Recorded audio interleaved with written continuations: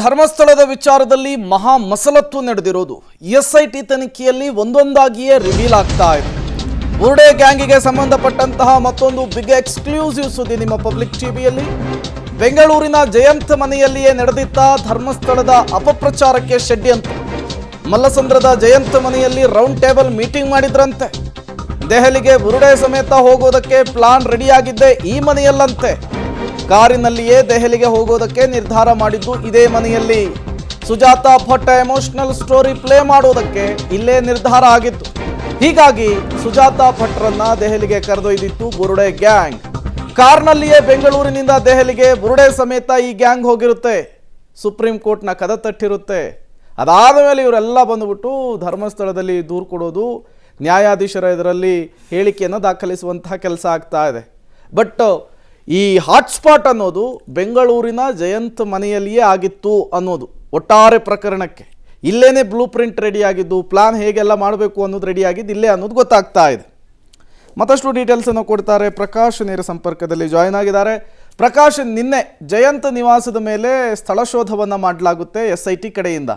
But ಇಲ್ಲೇ ಚಿನ್ನಯ್ಯ ಇದ್ದ, ಇಲ್ಲೇ ಸುಜಾತಾ ಭಟ್ ಇದ್ಲು ಅನ್ನೋದನ್ನು ಸ್ವತಃ ಇವರೇನೆ ಒಪ್ಕೊಂಡಿದ್ದಾರೆ, ಯಾರು ಜಯಂತ್ ಅವರು. ಹಾಗಾಗಿ ಎಲ್ಲ ಪ್ಲಾನ್ ರೆಡಿ ಆಗಿದ್ದು ಇದೇ ಮನೆಯಲ್ಲಿನ ಅಂಥೇಳಿ, ಈ ಮನೆಯೇ ಇಡೀ ಪ್ರಕರಣಕ್ಕೆ ಹಾಟ್ಸ್ಪಾಟ್ ಅಂಥೇಳಿ. ಪ್ರೇಮ್, ಇಡೀ ಷಡ್ಯಂತ್ರದ ಮೂಲ ಕೇಂದ್ರ, ಮೂಲ ಜಾಗ ಇದೇ ಜಯಂತ್ ನಿವಾಸ ಅಂತ ಹೇಳಲಾಗ್ತಾ ಇದೆ.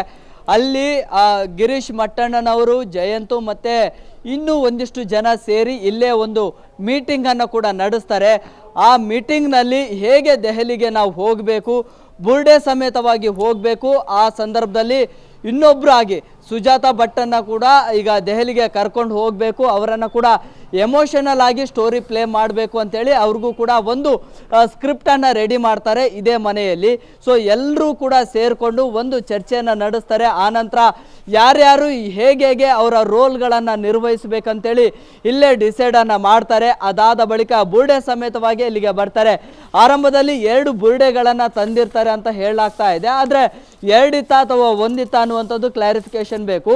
ಮತ್ತು ಆರಂಭದಲ್ಲಿ ಫ್ಲೈಟ್ಗೆ ಹೋಗಬೇಕು ದೆಹಲಿಗೆ ಅಂತೇಳಿ ಚರ್ಚೆ ಆಗುತ್ತೆ. ಆದರೆ ಫ್ಲೈಟಲ್ಲಿ ಹೋದರೆ ಅಲ್ಲಿ ತಪಾಸಣೆ ಮಾಡುವಂಥ ಸಂದರ್ಭದಲ್ಲಿ ಈ ಒಂದು ಬುರ್ಡೆಯನ್ನು ಪರಿಶೀಲನೆ ಮಾಡ್ತಾರೆ. ಮತ್ತು ಅವಾಗ ಗೊತ್ತಾಗುತ್ತೆ ಎಲ್ಲಿಂದ ತಂದರು, ಹೇಗೆ, ಅದೆಲ್ಲವೂ ಕೂಡ ಮತ್ತೆ ವಿಚಾರಣೆಯನ್ನು ಎದುರಿಸಬೇಕಾಗುತ್ತೆ. ತಗ್ಲಾಕೊಳ್ತೀವಿ, ಇದ್ರ ಸಹವಾಸ ಬೇಡ ಅಂತೇಳಿ ಬೈ ರೋಡ್ ಮೂಲಕವಾಗಿ ಹೋಗೋದಕ್ಕೆ ಮಾಡ್ತಾರೆ. ಸೆಕೆಂಡ್ ಆಪ್ಷನು ಮತ್ತೆ ಟ್ರೈನಲ್ಲಿ ಹೋಗಲಿಕ್ಕೆ ಅಂತ ಹೇಳಿ ಪ್ಲಾನನ್ನು ಮಾಡಿಕೊಳ್ತಾರೆ. ಆದರೆ ಬಹುತೇಕ ಟ್ರೈನಲ್ಲಿ ಹೋಗಿದ್ರು ಅಂತ ಹೇಳಲಾಗ್ತಾ ಇದೆ. ಆದರೆ ಅದು ಟ್ರೈನಲ್ಲಿ ಹೋಗಿರೋದಲ್ಲ, ಬೈ ರೋಡ್ ಮೂಲಕವಾಗಿ ಹೋಗ್ತಾರೆ.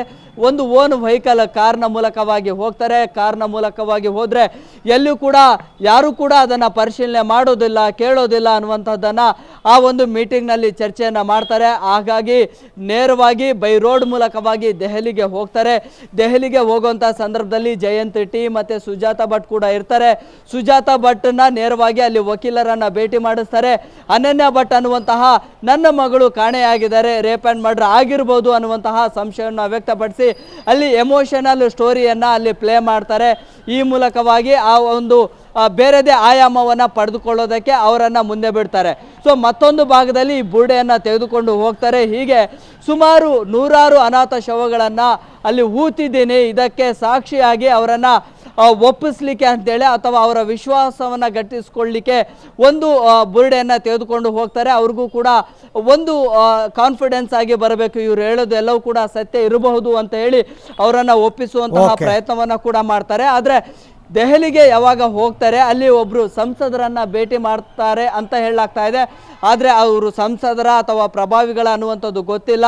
ಸೊ ಇದೆಲ್ಲವೂ ಕೂಡ ಷಡ್ಯಂತ್ರವನ್ನು ಇದೇ ಜಯಂತ್ ಮನೆಯಲ್ಲೇ ಪ್ಲಾನನ್ನು ಮಾಡಿಕೊಂಡು ಆನಂತರ ದೆಹಲಿಗೆ ಹೋಗಿ ಇದೆಲ್ಲವೂ ಕೂಡ ಎಕ್ಸಿಕ್ಯೂಟ್ ಮಾಡ್ತಾರೆ. ಆನಂತರ ನೇರವಾಗಿ ಇಲ್ಲಿ ಮಂಗಳೂರಿಗೆ ಬಂದು ನ್ಯಾಯಾಧೀಶರ ಮುಂದೆ ಈ ಬುರ್ಡೆಯನ್ನು ಕೊಟ್ಟು ಆನಂತರ FIR ಮಾಡುವಂಥದ್ದು, ಅದೆಲ್ಲವೂ ಕೂಡ ಮುಂದಿನ ಬೆಳವಣಿಗೆಗಳಾಗುತ್ತೆ. ಅರವಿಂದ್, ಓಕೆ, ಥ್ಯಾಂಕ್ ಯು ತಮ್ಮೆಲ್ಲ ಮಾಹಿತಿಗೆ ಪ್ರಕಾಶ್, ಧನ್ಯವಾದ. ಒಟ್ಟಾರೆ ಇಲ್ಲಿ ತನಕ ಇಷ್ಟ ಆಗಿದೆ. ಈಗ ಸದ್ಯಕ್ಕೆ ಕೆಲವೊಂದು ಪ್ರದೇಶಗಳು, ಬೆಂಗಳೂರಿನಲ್ಲಿ ಕೆಲವೊಂದು ಜಾಗಗಳಲ್ಲಿ SIT ಅವರು ಶೋಧ ಕಾರ್ಯವನ್ನು ನಡೆಸ್ತಾ ಇದ್ದಾರೆ.